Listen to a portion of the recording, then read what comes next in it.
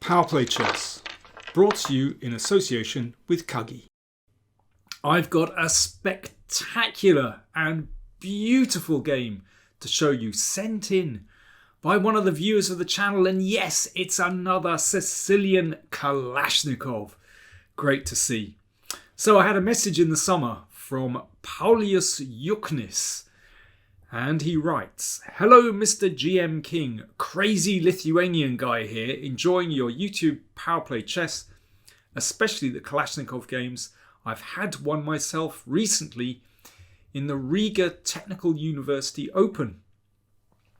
I'd call it a risky sack with a lucky end. Thanks for all your work." Well, we're going to see how lucky it is, or not. But yeah, there's a lovely sacrifice coming up. Paulius says that he bought my Chessable courses on the Kalashnikov and the anti-Sicilian course as well, and he follows them religiously. Well done, Paulius. He's been playing chess off and on since he was 10. When he had a job, it was mostly a hobby, and he was always in the 2100, 2200 ELO range, which he seems to be at that range now. But he says, maybe one day my dream is to reach the FM title. He's now 38 years old and he lives in Kaunas in Lithuania. That's his native city. He enjoys playing chess and he participates in 3 to 4 big classical tournaments a year. And loads of rapid and blitz. So here we go. Let's have a look at this. So with white, Arikov and Paulius Juknis playing black. And there we go. It's an open Sicilian and e5. So white has a big choice here, but there's only one move that really tests black, and that's knight b5. And d6, so now we have the Kalashnikov Sicilian. Two main moves, either knight c3 or c4. And white goes for c4, this so-called Marozzi bind, which does look very impressive. However, there is a slight problem that this square is weakened, so watch out for that Trojan horse. Bishop e6, so this is as recommended in my course and in my book as well. There you go, if you can see that. Knight c3, a6, the knight is pushed back, and knight f6. You can also go g6 first. Move order is fairly flexible for both sides, actually. So bishop e3, that starts to cover the d4 square. Bishop g7, queen d2, both sides castle, and rook c8. So this is kind of one of the starting positions in the opening. And white goes for rook d1 here, putting some pressure on d6. I think knight c2 is probably the most prudent move, covering d4, preventing that knight hopping in. Then again, knight e7, and this classic breakout move with the Marozzi b5 is very interesting for black. Full details in the course, in the book. Check it out. Okay, so white played rook d1. Now, that allows the knight into d4. Now, in the book, in the course, I call this the Trojan horse. White doesn't want to take this because that can lead to real trouble on this diagonal. So, for example, like this, queen a5, and that is already very, very good for black. So it's typical when this knight gets taken, then it opens up all these diagonals. Beautiful for black. Rook c1 played. I'll get to the critical moment in a second. And now this knight takes the opportunity to leap into the opposition half. And of course, if black can exchange off that dark squared bishop, then that's a real win. Positionally, that's beautiful for black, as black is playing on these dark squares. So therefore, bishop takes g4 and bishop takes g4. Now already, actually, this causes a few problems. So for example, if f3, then it's possible just to play bishop f3. Watch this. Here we go. A nasty knight fork. So therefore, rook f1 was played. Now, this already, we're only at move 15. Well, excuse me, move 16, rook f1. This is already a critical moment in the game. Now, time for you to have a think.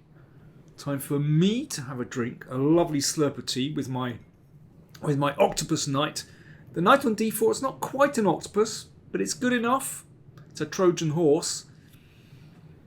What would you play with black? There are a couple of very interesting possibilities here. And Paulius couldn't resist one of these.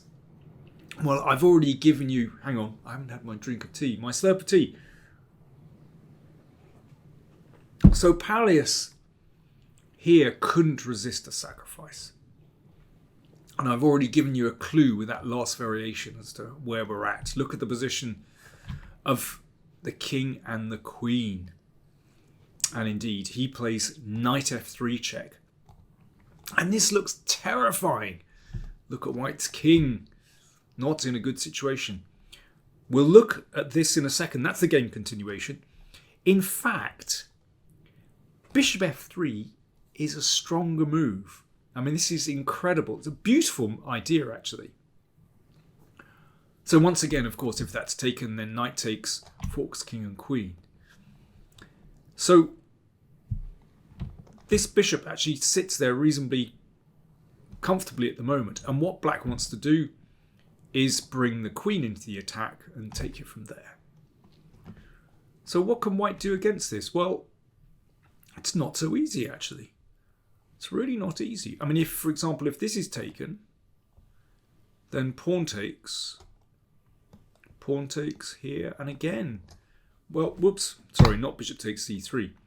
But this is already really dubious. You can see that black has a wonderful position here with bishop here or bishop here. In fact, this has been played in a previous game I discovered from the database, which went like this, and queen h4, and black got a wonderful attack and won a nice game. So bishop f3 is a really interesting move. Probably better than the game continuation. However, the game continuation played by Paulius is terrifying. And Paulius was rewarded for his bravery. So the king is in trouble. What do you play? Well, white defended correctly at this point. h3. So after queen h4, king h2 shuts out the queen for the time being. But this is, with this bishop here, it's still very dangerous. Bishop g4 played. Threat to take here. Rook h1, and Paulius said that he'd missed this defensive idea. Well, an easy one to overlook, not an obvious move. If bishop takes h3, then incredibly, white survives this. I mean, it still looks absolutely terrifying, but this move apparently is good for white. The threat is to play rook g3, and then the king steps back to safety, but absolutely not obvious. But Paulius resisted this one. He was right to. Also, if queen h3, well, that's also defending for white. I mean, these are not obvious moves. Anyway, Paulius went for f5, and I think that's a very good practical try. So instead of just relying on the queen and bishop, he's getting more pieces into the game. He's trying to get the rook into the game. He's trying to use this pawn as well. Already very easy to go wrong, but actually white plays a good move. King g2. So f4 played. This is looking really scary. Really scary. It's still possible for white to defend this position, but it's not easy. Perhaps you'd like to have a think. If you were playing white, how would you try and defend this? Really not simple. In the game, white got it badly wrong. So in the game, this happened. H takes g4. And suddenly it's going to be checkmate. So the king has to keep hold of the rook, and then a check here.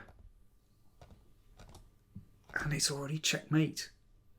Fantastic. Beautiful. Paulius's bravery was rewarded. So how should white defend here? It's really not simple. If this bishop moves away here, then, for example, rook c6 is very interesting. And sometimes there are bishop h6 ideas and advancing, and this is really not simple. This attacks this and keeps a hold of the pawn. In fact, white's best is to play queen d5 check, and then bishop d2, and after this, well, this still looks terrifying. The computer says it's probably okay for white.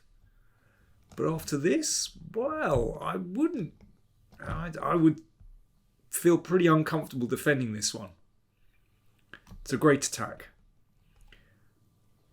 But yeah, in the game, this happened, and f3 was the final move of the game. So well done, Paulius, for a splendid attack. And I think a really instructive game, actually. I really love this idea, once knight g4 comes, of playing a piece to f3.